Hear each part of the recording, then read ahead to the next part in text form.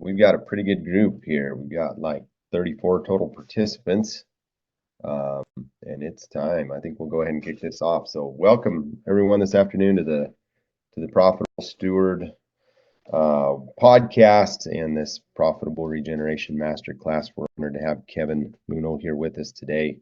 This is being recorded live, so if you can stay muted, you can certainly insert comments and questions into the chat, and we'll field those, and then we'll open it up for a Q&A at the end here. But I want to make people aware we are less than 2 weeks away from a virtual event with a pretty amazing lineup of speakers.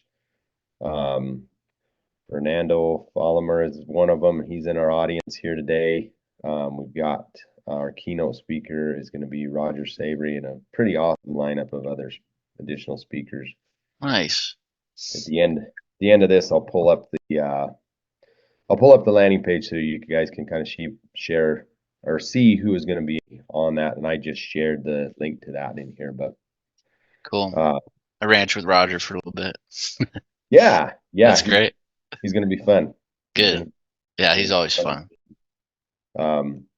So yeah, we'll talk a little bit more about that at the end, but wanted to make that. And then the link will go in the show notes for the podcast. The podcast should be out just in time for you to register for this and show up live. And it's a free event. It's happening January 21st and 22nd, 9 o'clock to 4 o'clock Pacific time. So Kevin, welcome. We're grateful that you're able to join us here this afternoon. Appreciate you taking time to be with us, and I'd love to hear more about who you are, where you live, and kind of what got you into regenerative agriculture, and then we'll jump into some additional questions here. Yeah, great. Sounds good, Jared, and thanks for having me. Really excited to be on this program with you. So I'm a first generation rancher. I grew up in Los Angeles. I was a baseball player, so from T-ball to college, I wanted to be playing in the big leagues, preferably for the Los Angeles Dodgers. I went to University of San Diego to play baseball on a baseball scholarship.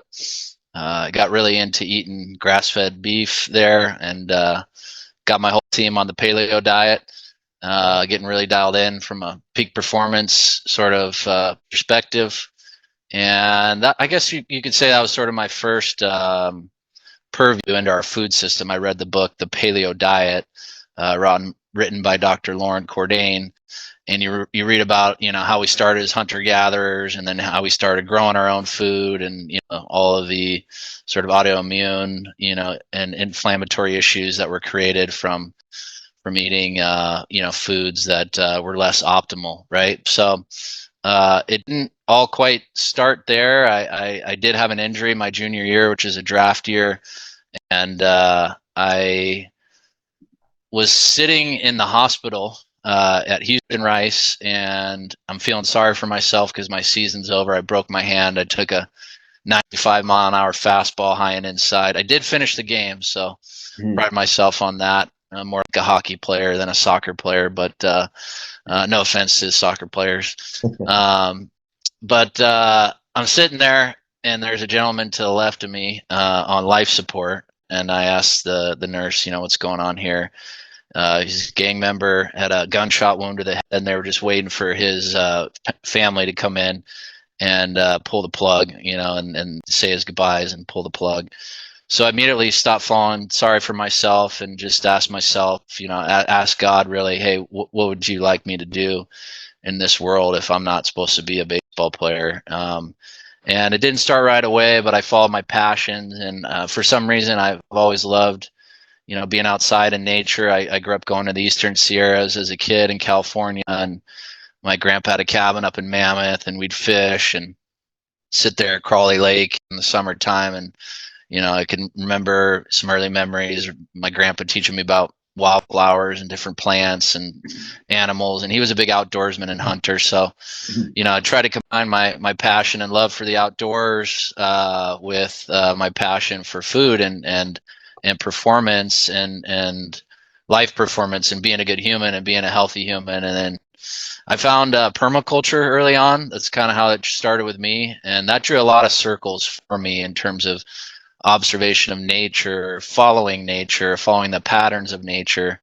And then I met a guy, Mark Shepard, who wrote a book called Restoration Agriculture. He's kind of a big agroforestry guy, and he wrote a book about real world permaculture for farmers. He had about a 100-acre deal out in Wisconsin where he'd planted chestnuts and hazelnuts and mulberries and all sorts of silvopasture species. So got the opportunity to work for him, which is kind of more permaculture and a little bit of grazing, light on the grazing side of things, with his spot there in Wisconsin, and then kind of was looking to do this at a little bit of a bigger scale. And for me, I went to business school when I was in college, and for me, it's always been, how do we create an economic, profitable model?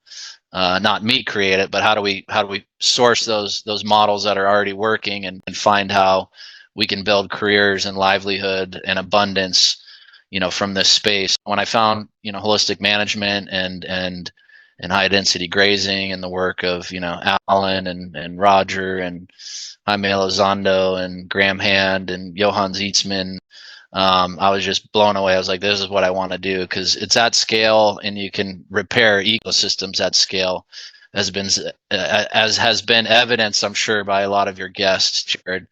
So I see my role as just taking that a step further, and building upon the great work of all of the pioneers of our movement.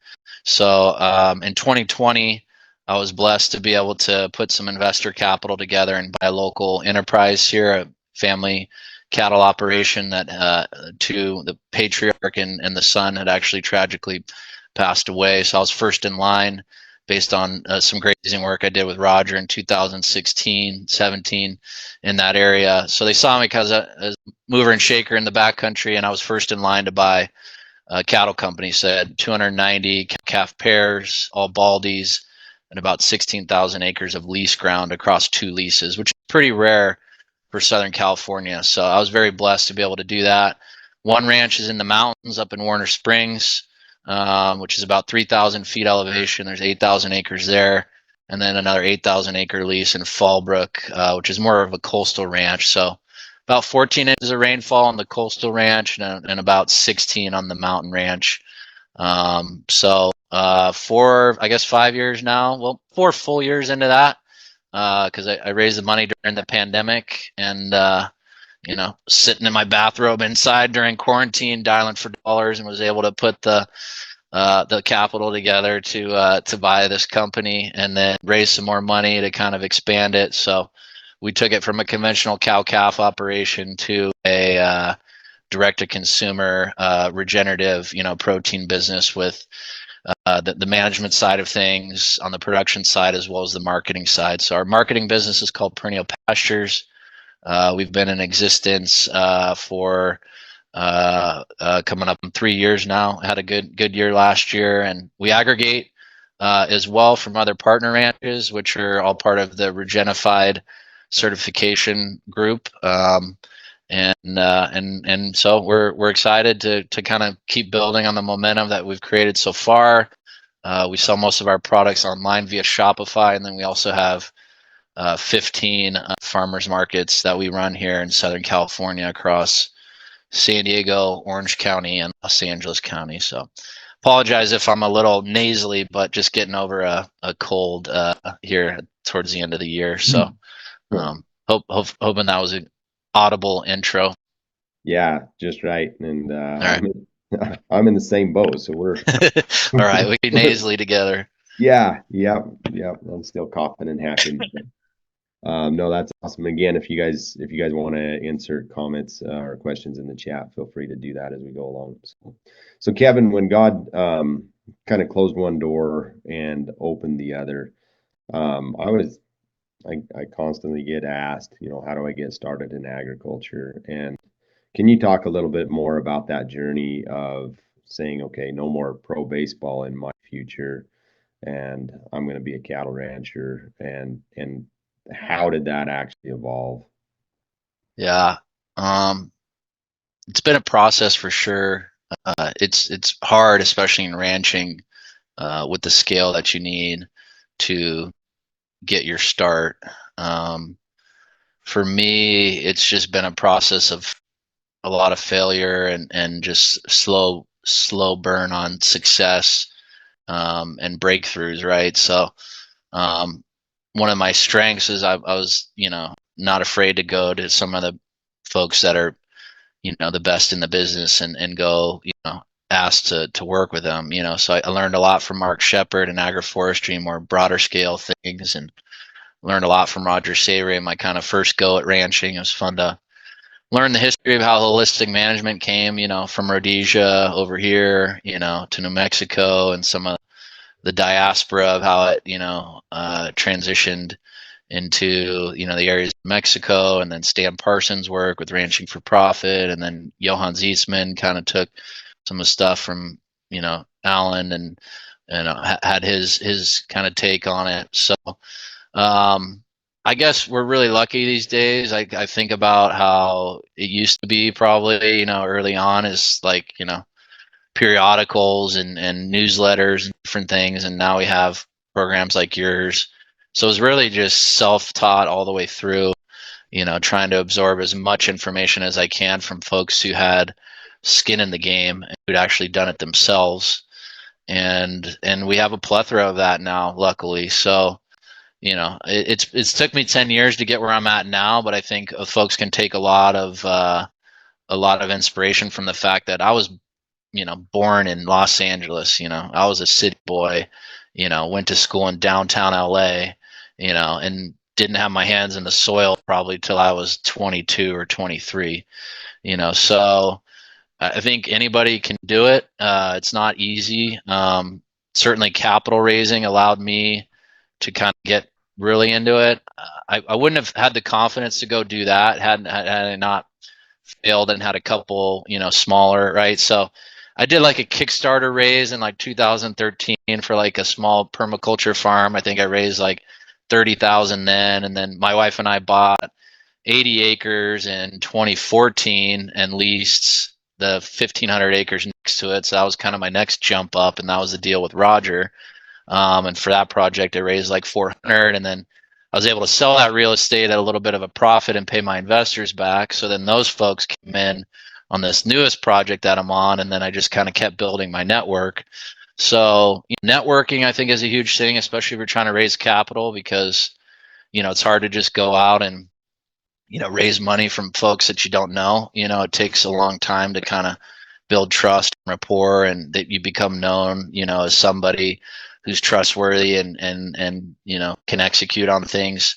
So, I'd say learn how to raise capital, learn how to speak financial literacy, learn your balance sheet, your income statement, your cash flow statement. There's definitely some books, that I'd recommend for sure to read. Traction's one of them, which is all about having an operating system for your business. The Outsiders is another one, which is like capital allocation. So it's all about the top CEOs that invested capital, and it's just really like be good about it. Because if you do raise money, you want, especially in ranching, you want to spend it on the right things. There's a lot of places that you could, not wisely spend money, right? So how to, allocate that capital. And then I guess it's just having a good business plan, and but it's hard. It's I got lucky really, to find this opportunity in the backcountry with a family that there's just not that much ranch land around anymore in San Diego County. So I got lucky on that. Did my hard work lead to some luck and being at the right place at the right time? Yes. I was already doing things in the backcountry that led to that opportunity. So just got to get out there and be bold but I think about this question a lot, like how are people getting their start? Where are they located? What's their model? Are you going to be direct to consumer? Are you going to go commodity? And I think it's specific to your geography and your skill set. But I do think if ranchers could learn how to raise private capital better, I think there's a lot of very intelligent, smart ranchers out there. And if they just knew, there's a lot of folks. I've been lucky with folks, who just want to get exposure as an asset class into ranching and food and real assets. So I'm around a lot of those people, but if ranchers, in more rural areas knew that still there's folks that, might be from a city closer to you or whatever. They want to get involved in this, for better or for worse. The Yellowstone effect's a real thing, and everybody wants to be a cowboy now. And so, that means capital as well. Like I have some investors that put in capital because they wanted to have access to come ride and be a part of what we want to do, and yeah, they want to get their money back in a return, but they're not looking to get rich from it, so. Yeah, that's really cool. I think when we look at, going and buying a ranch, well, I've got to go to the FSA, or I've got to go to my local bank, or I've got to go to family members to beg for money. And I've recently been researching that model of taking on equity partners and, some different sources of capital. So could you kind of give us an idea of what those investors are looking for? Are they looking like a preferred rate of return? Or are they looking at equity and long term? And so the reason to ask that is, how do you structure it so that you win as the ranch manager and steward, and they win as the investor? Yeah. So I'm not saying my structure is the best, by any means. And, I'm not a lawyer or a tax guy, so this isn't, financial advice or anything. But I just had like a one holding company at the top, an LLC, and that could be a corp too. Like there's some benefits of corps, especially if you have like a C corp where you want to have like an employee stock option plan. So if you're dealing in land, the underlying stuff is good for LLCs, but we got like a master holding LLC, and then I got a ranch co LLC, which does the management. And then I have another wholly owned, LLC that's Perennial Pastures that does the marketing, right? So a few different areas of your business are siloed from that perspective, both from an asset protection thing. So if a cow gets on the road and kills somebody and, they want to sue you for everything, they can't come and get the inventory of your meat or some of these other things, right? So everything kind of flows up. It's all wholly owned. And then the capitals come in all passively as like preferred investors. And we have like a waterfall structure, right? Where, after I hit, an 8% return, the free cash flows start to flip in my favor as the manager. So it's a manager manage LLC at the top, and I'm the manager. My management company is the manager. And so it's a classic waterfall structure. So there's a 8% hurdle, a 12, and a 16. And my cash flows better and better as I hit those IRR hurdles for them. So all of my investors are passive. They have no voting, or they can vote on a few things, like, do we sell the company or not, this price? There's like one or two things they can vote on, but the day-to-day management is on me and my team. So I think that's important, to have, you don't want some backseat manager who doesn't have, a ton of experience in ranching. It's a very unique skill set that we have as operators, both, especially if you have both marketing and ranching expertise. There's very few people that have both of those all together. And so, so that's how we structured it. I don't know if that answered it well enough there for you. So are you looking for accredited investors? Do they have to have a minimum cash input to be able to work with you? Yeah. So we did, I see another question here, angel or small. Yeah. So they're small equity, so mostly all private individuals. We did raise money from an equity crowdfunding group called Harvest Returns. They put close to 425,000 in as equity, but they pooled it. They pulled like 15 investors all together, and then they invested as one LLC. So yeah, we did it's called a Reg D raise, and yeah, all those folks have to sign something that say they're a sophisticated, accredited investor before they can invest. But the smallest I had was like 5,000 at my early go, and then the largest was early on was Harvest Returns at that 425. I've now done future rounds, which have included larger amounts, but early on, there were some small checks and some not so small checks to kind of get it going. But I'm trying now, because I already have 18 investors. I'm trying now to keep it small, bigger check sizes, because it does become a little bit of a another thing that you need to do well, which is investor relations and management and giving them updates and reports and things like that. Yeah, that's good. And hopefully this kind of makes sense for you guys. If this is brand new to you, that's fine. I think it's great that we're exposing them to this, Kevin. Cool. Looks like there's another question in the chat there. Do you want to address that one, Zach's question? Yeah. Did you sell first, i.e. LOIs on product, or build first, all the risk on you? TP really benefits from early product releases, whereas farming takes time. So I raised a first round of funding to acquire the local cattle company, which had the leases and the cattle. I culled a lot of early cows. They didn't do a great job culling, and so we culled a lot of like older cattle and just turned them into ground beef. And that was some of our early product that we just launched with was just ground beef at the farmers market. And so that was kind of our early product deal, but it did take us a while to build the systems on the ranch to then be able to, talk about regenerative agriculture in a way that meant something. A lot of these pieces we took over just had one pasture, right?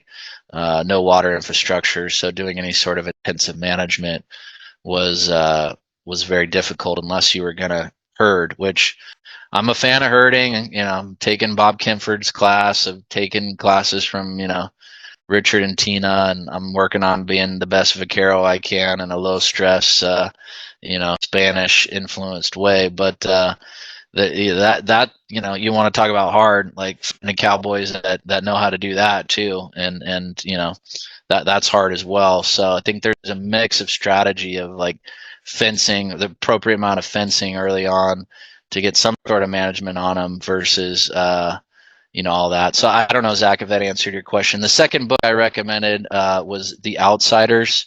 I think it's by Bill McDermott, but it's an old book. It talks about the 8 top CEOs and who are running public companies who are amazing capital allocators.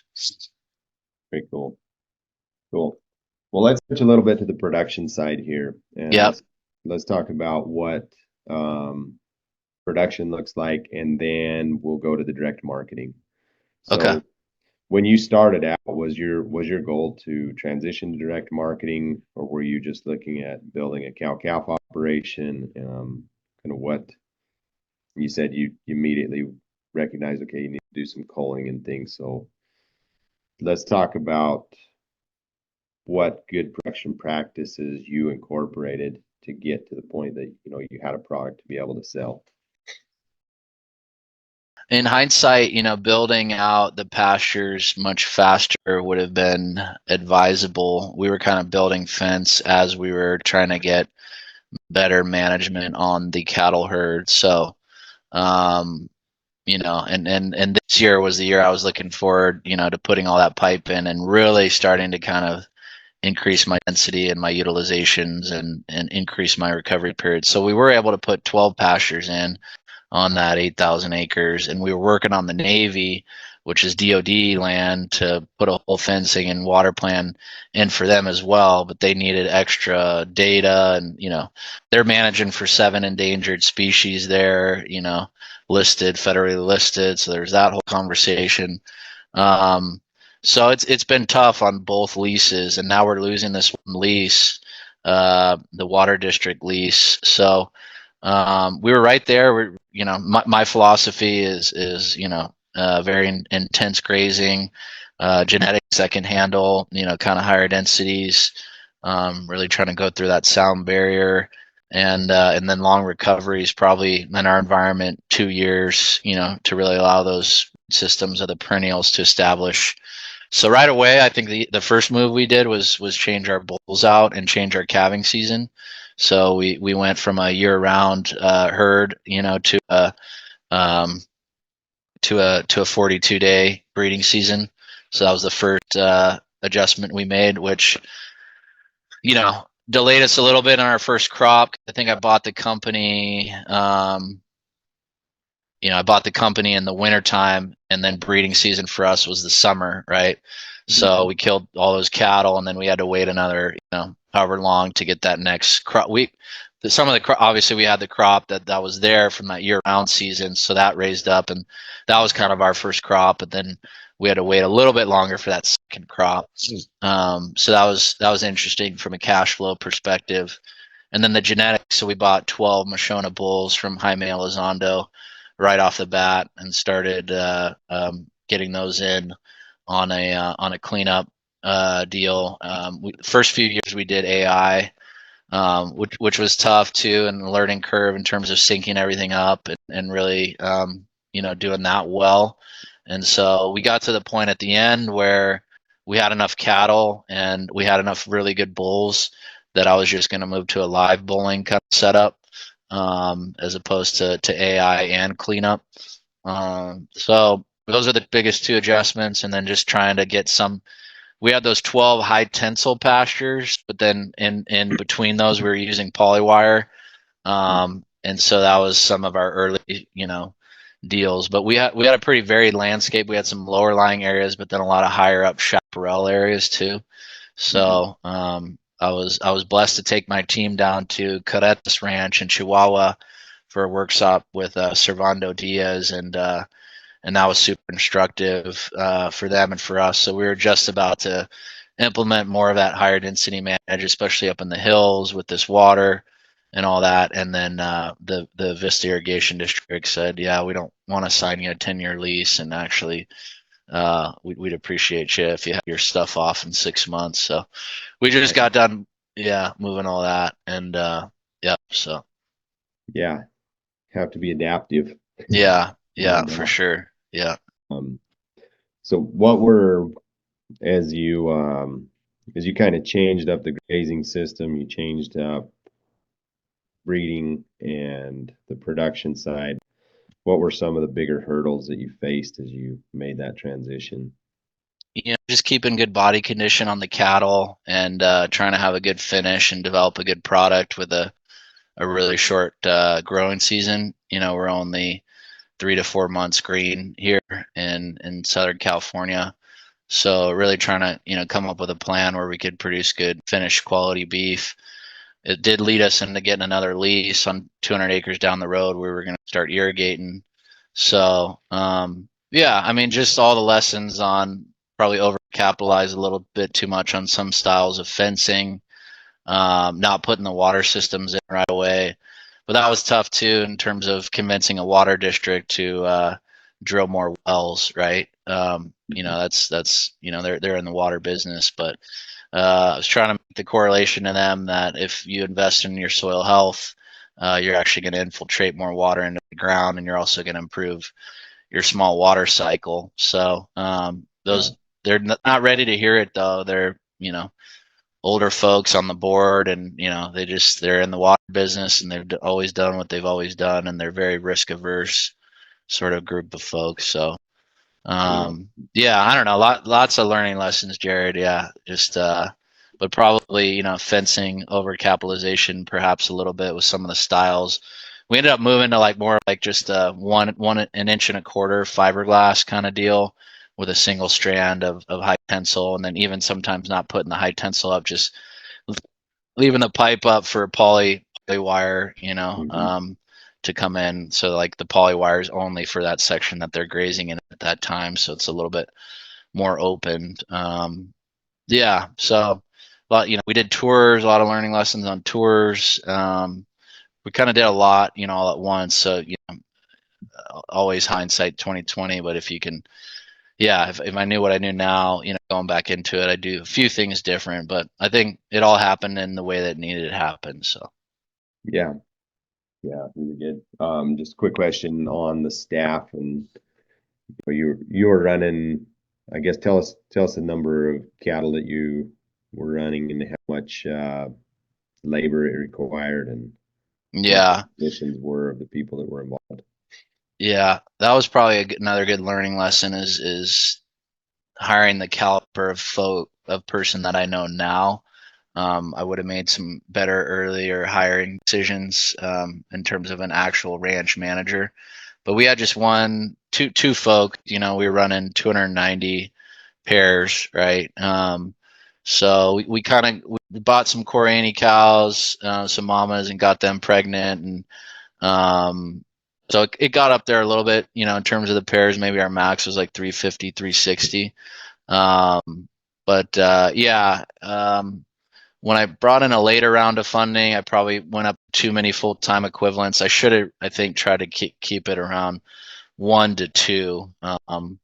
But you really got to get that right person in there if it's going to be one full-time person running, 350 to 600 head of cattle. They got to know, really what they're doing in the whole program. So I know who that is now and what that profile is, and we have somebody in place now that's been in the ranching for profit schools, have been to all the courses, they've done it themselves, they've had the hard lessons learned on their own operations, and now he's working for me, so I feel really comfortable. We got the right guy in the driver's seat, but a little bit too little too late on that side of things, so lots learned there. Yeah, sounds good. So yeah, let's talk through what the involvement of the direct-to-consumer business looked like and what you're actually marketing. I guess, tell us about Perennial Pastures, how that evolved. Yep. Yeah, so it started that ground beef business, and we had the original farmers markets. I think we started with like 4 or 5. Luckily, these folks who run the markets are craving regenerative beef and healthy beef, and there's in our area not too many beef producers. And I don't recommend farmers markets for everybody. They're hard, but in our area they're year round, and there's a lot of them. So it was a good way for us to launch.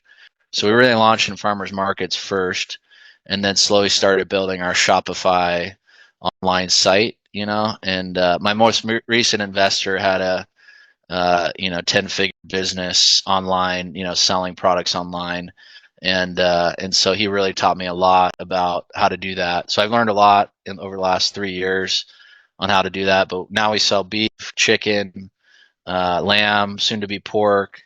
We're going to be actually looking at getting into raw milk as part of our transition off of that lease and going onto the grazed portion of the land. We're looking at a irrigated, small raw milk dairy.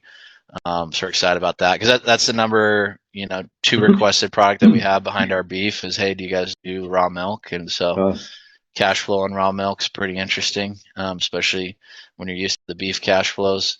But yeah, so that's kind of how things have evolved. We ship boxes of meat to folks' doorstep. So we did everything here out of my warehouse. I live on 5 acres in between both of our leases, and so I just have a covered shed with a 40-foot shipping container in there, frozen 40-foot shipping container. And so for the first 2-3 years of the business, we were just shipping, doing farmers markets out of there and shipping out of there, and taking the boxes down to UPS and shipping them to people's doorsteps. Now we have a 3PL, which is a third-party logistics company out of the Midwest, Kansas City, Missouri, that's doing our shipping for us. We just got to a volume of orders that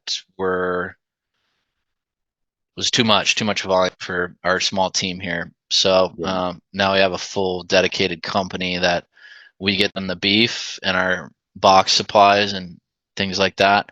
Then they do the pick, pack, and shipping, and now we can get 3-day shipping to anywhere in the US, right? Which is kind of that 3-day, when you put 20 pounds of dry ice in something, you can get pretty much anywhere in the country from Kansas City, Missouri. So that's pretty exciting.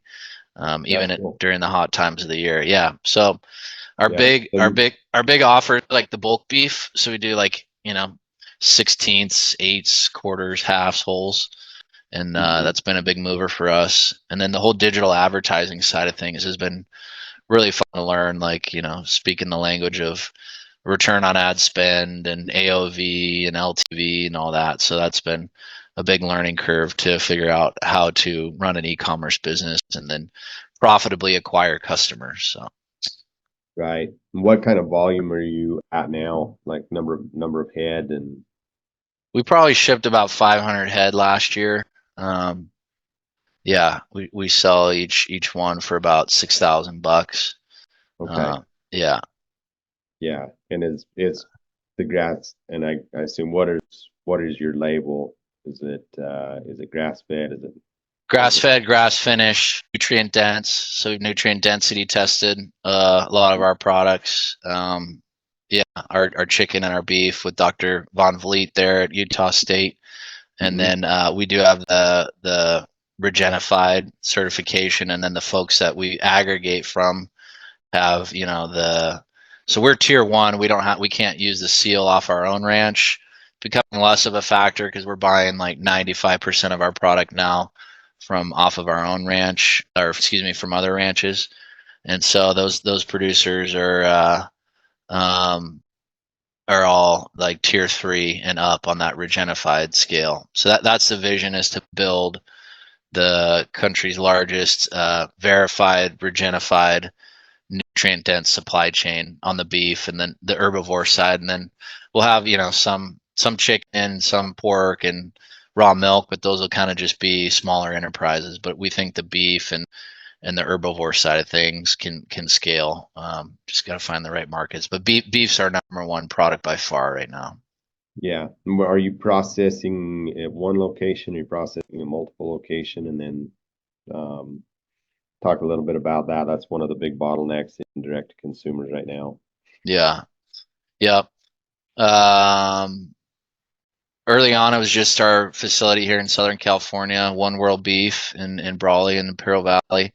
And then as we've brought on more producers throughout the country, one of our producers owns a facility, so we started doing stuff in Dallas, Fort Worth, and then we have a facility up in Idaho, Intermountain meat processing up there, and then we just did our first load out of North Dakota, Sturgis Meats, with a producer up there. So we have 4 now, 5 technically if you consider some of our other value add processors. So we have one out of Fresno that like does our ground beef and snack sticks, things like that. So yeah, like 5 or 6, I'd say now, depending upon what level or stage of the business. Yeah. And are they dry aged, wet aged? We were pretty much all wet aged. We're trying a new strategy on just freezing. Corey Carmen, actually from Carmen Ranch, is one of our producers. Mm-hmm. She was advised by a chef that the freezing process creates crystallization, and through the crystallization, there's ripping and tearing of the meat that occurs that offers similar, if not better, tenderization than wet aging. So we were wet aging, and then we've been trying just the freezing process now with good finished cattle, and so far, the results are good.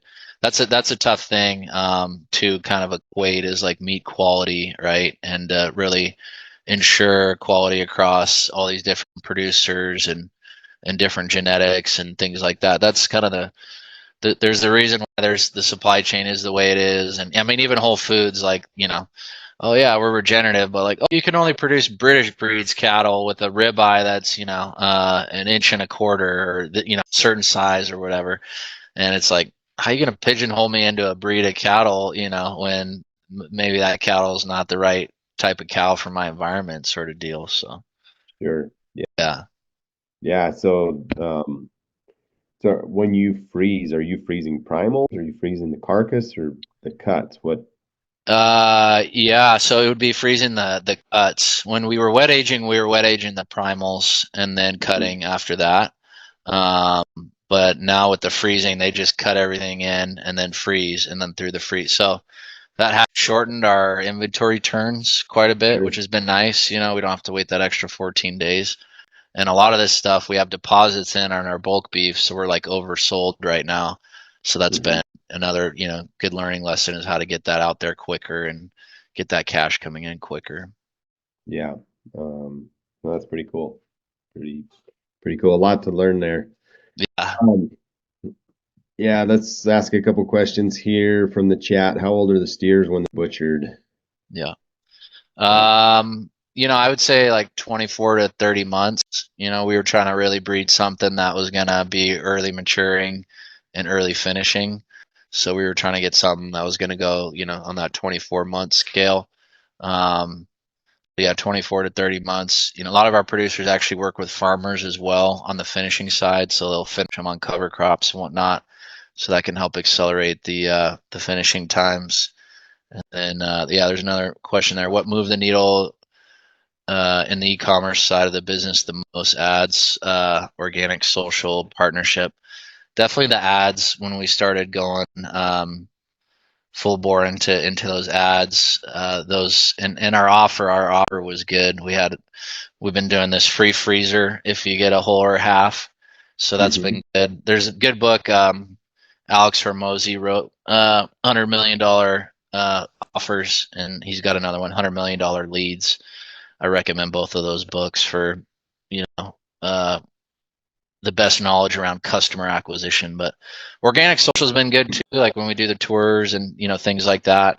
I probably could be doing a better job on the affiliate side of things, helping getting different influencers to post and then paying a commission on their audience and things like that. But that's a whole nother side of the business to manage. And as you can imagine, there's already a lot to manage. So don't beat yourself up if you're not doing everything. The ads is kind of the main thing. Like if you're nice thing about selling, $3,000 halves, is you can pay $300 to acquire a customer and still be profitable on that side of things, right? So not everyone has those kind of margins built in. But we're trying to be first order profitable, with a gross margin of around 40%. Yeah. So that's why we charge the prices we charge, because we pay a lot, but also like, look, we've done the work, and Regenerative, has 3 times the amount of omegas, has 2 times the amount of other nutrients, right? So we do get pushback on our pricing a lot, especially from folks that do bulk beef in the middle of the country. And we said, fine, it's, if you can do it, but this is, what we need to do to make a living. And we believe, the value is there in the nutrient density, and we do a lot to take care of our animals and the land. And we invest a lot in the monitoring component, the soil health component, the animal welfare component. So we stand by that product, and you're going to get a premium product for us for that price. So we're not afraid of our pricing strategy. Yeah. How does that work back to the producer? Are you paying on the rail? On the rail mostly. Yep. Yeah. And we're paying top of the market, right? It is a tough time to be in the meat business. If you can make it work now at these prices, you're going to be able to make it work, whatever. But I try to open up the kimono as much as I can with the producers, and I would like to create an environment that's a little bit more, I take care of you, you take care of me, as opposed to always conversations about price. Yeah. I think there's things we can do as an aggregator that could invest in their operations to be a better low-cost producer. And I think there's things that they can do as a producer to help us be better marketers, whether it's more attributes or more nutrient density or whatever. So the better spread we can have, if you could be a producer producing like, Ann and Michael Coughlin in Australia for like 50 cents a pound live weight, and I'm selling for $14, $15, $16 a pound on average on the carcass. There's a lot of spread in there for us to ensure that in good times and in bad times, the producer's making enough and the aggregator's making enough. So I think there's a lot of room for that and more dynamic supply chain conversations, and I'm still learning on that. I think I've heard some good things about Country Archer and the way that they do their kind of aggregation thing, and they have like a yearly pricing.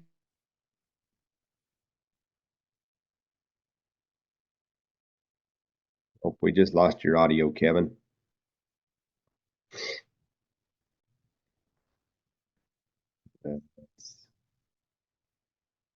There we are. There yeah. Okay. Sorry about that. Yep. So I think it was my internet connection, so I think I'm good now. You hear Okay. me? Yeah. Yeah. Okay. Yeah. All right. Yeah. You're back on. Where'd you lose me? So you were just talking about the pricing and structuring that so that it's a win-win in good times and in bad. And yeah, I've been on multiple conversations in the last 2 weeks where people have not raised their prices on the direct-to-consumer side. And I pointed out, like, man, you can't afford that. You can't afford to carry that $2,000 calf or stalker through and finish it. Um, you can do it because you're raising it on your own, but on an opportunity cost side, you really can't. Yeah. Uh, and so, yeah, you've got to raise your prices, and most of them have kind of seen that and made adjustments accordingly. But the Yeah. price of everything has gone up, and so, Yeah.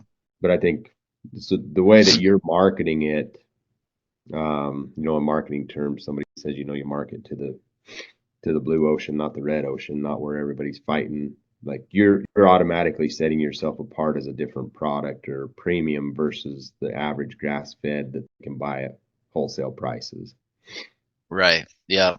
And actually, that was even our tagline for a little bit. It was better than grass fed, kind of thing to lead them into like, oh, what's better than grass fed? And it's like, because everyone's like thinking that's the top. Well, it's the nutrient density, it's the regenerative, it's the way the soils and grasses are managed, and the amount of diversity in the pasture that gets the nutrients, and that's the flavor and all that whole conversation. So, Really cool. What are your yeah. goals for perennial pasture? We're looking down the road 3 to 5 years. Where would you like to be? Well, I definitely want to kind of get back into the land side of things and be able to produce more of our product than we are currently. We're looking to buy 25 to 3,000 head this next year, and then more, beyond that, right? So, I just want to build a very, strong company with good cash flows that takes care of its producers and has a very honest open conversation with them where we talk once a year at the Christmas party or whatever, and so yeah, and obviously the results on the ground are of paramount importance to actually be building soil, to be building perennial grasslands back up, and to be able to have a conversation with the consumer about that and just kind of be a leader in this space, as these brands start to grow.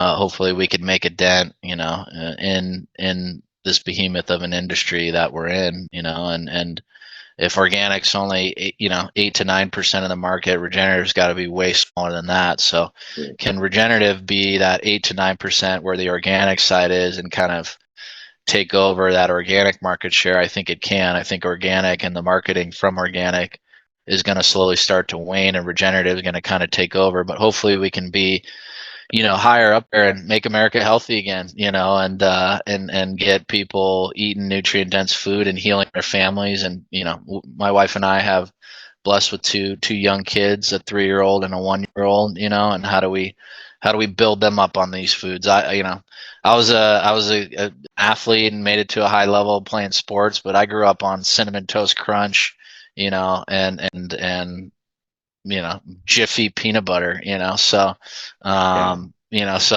my son's drinking raw milk and eating grass-fed beef, so um hopefully he's got a better start than I do, because we know, about nutrient density now, which is super exciting for me. It's like food is medicine is a real thing that's documented now. So Yeah, really cool. I appreciate you talking about the way you've organized a business, and it's neat to see that you've been able to scale it and sustain that growth.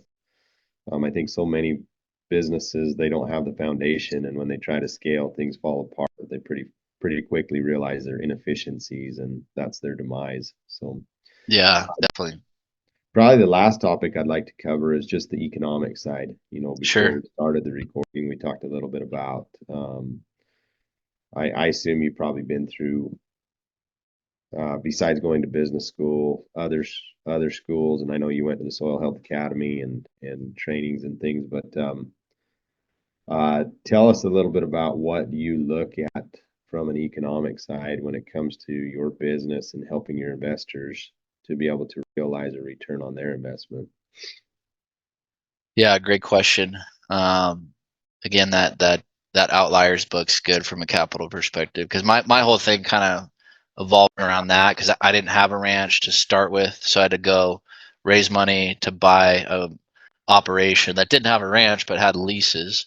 So from the very get-go, I've had to make it work just from a pure return perspective, because I didn't have a land base to start with. So I guess the way that I think about it is, and this is, a lot from my mentors, but being a good low cost, low risk producer on the animal side of things, I think is a very real opportunity, at scale with some of these ranches that are out there, right?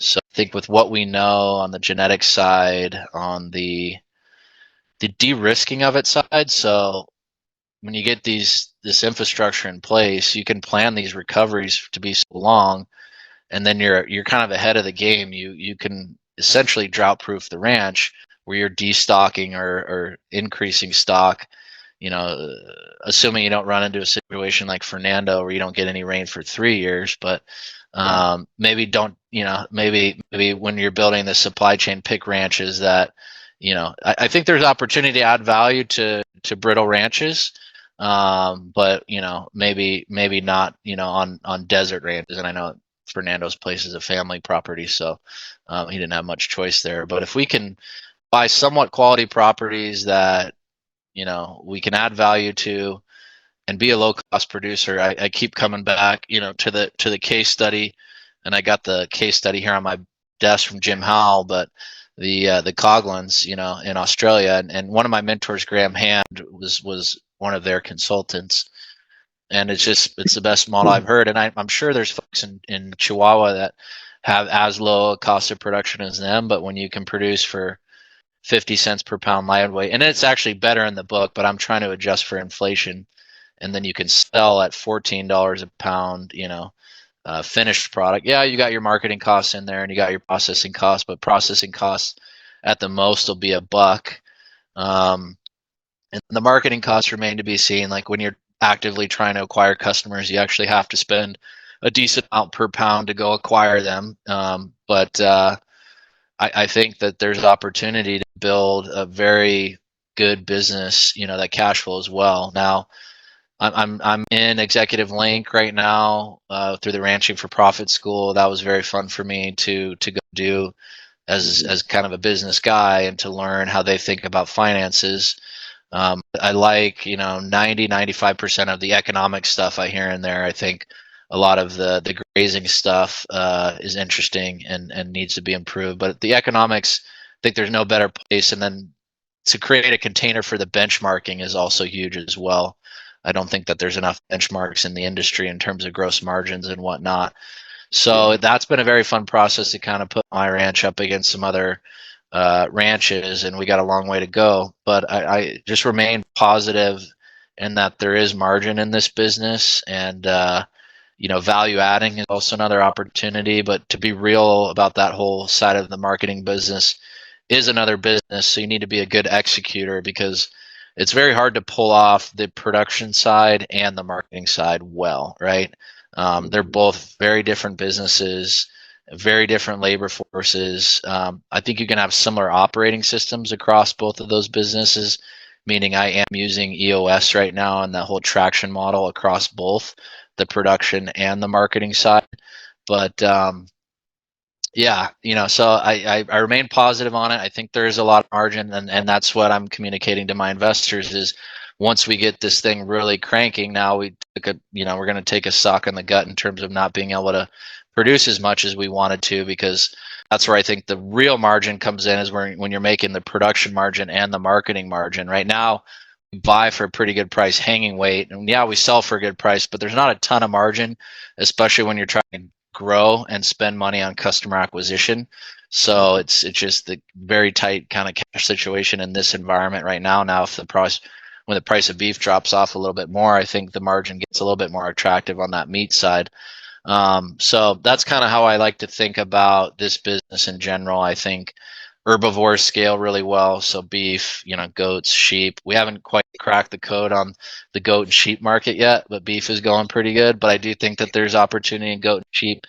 And then I do think that there's opportunity in raw milk and raw milk dairies. And I've looked at some of the economics there in terms of gross margin, and 95%. I know a guy, Alvin Peachy, Amish guy, was 6 months worth of winter in Pennsylvania. He's producing a gallon of milk for $1.50. And in our area, we can charge. There's a guy, Mark McAfee, largest raw milk dairy in the world. He's charging $19.99 a gallon for non-certified regenerative milk. So we think we could get 22. And so we're looking at some serious gross margin on the raw milk side of things, with obviously, 100 times better cash flow than beef. You're on the 2-year cycle on the beef side, and you're putting milk in the tank every day. Now, obviously, different skill sets. Being a dairyman and a cattleman are different in a lot of respects, but I think also same. You're still looking at manure. You're still looking at gut fill. You're still looking at genetics. You're still same fencing, same this, same that. So we'll see. We'll see. We'll see what happens. When you build a customer base, though, it's nice because then they ask you for the product that they want to come through. So that's how the raw milk thing kind of came about. Yeah, very cool. Man, this has been amazing. I can tell you probably could go on for hours and still continue to wow us. And yeah, there's some good comments in the chat about that. Impressive amount of information in a short amount of time. So we appreciate you being here. I'm just going to share again a little bit about the 2-day summit that we have coming up, and then if you're okay, Kevin, if you want to stick around for a few minutes, we'll open it up after we cut the recording. Yeah, sure. Yeah, no worries. Happy to stick around. Yep. So yeah, we appreciate Kevin being here with us. I'm just gonna share my screen and share who we've got lined up to be able to come and speak to us here in 2 weeks. Hopefully. Oh, there we are. I guess you can see that, right, Kevin? Yeah, I got you there. Okay, there we are. Yeah, so this is the registration page. I'll drop the link in the chat, but it's called the Profitable Regeneration Summit, happening the 21st and 22nd, 9 to 4 Pacific. And my wife and I are the hosts. Roger Savory's our keynote speaker. You can kind of scroll through the list of folks. Some of them you may recognize, some of them you may not recognize. We strive to pull in a diverse group.